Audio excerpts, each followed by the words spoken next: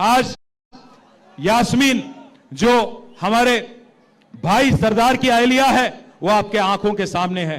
जो जुल्म उसके साथ किया गया, जो जुल्म हमारे भाई सरदार के साथ किया गया, उसका बदला भी लेना होगा, उसका जवाब भी देना होगा हमको, और जरूर कांग्रेस पार्टी को एक सबक सिखाना होगा।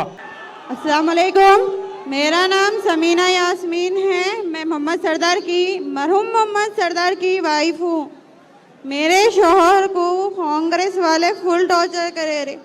शोहर पहले मेडिकल पे रेड डाले, उसके बाद फिर 2-3 बार मेडिकल पे रेड डाले।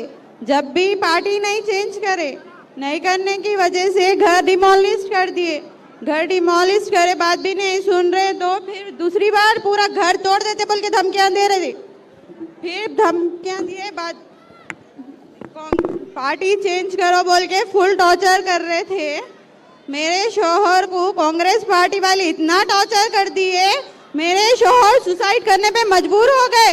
मेरे बच्चे डेली पूछ रहे पापा कहाँ है बोल के। मैं पापा बच्चों को जवाब नहीं दे सका रही हूँ।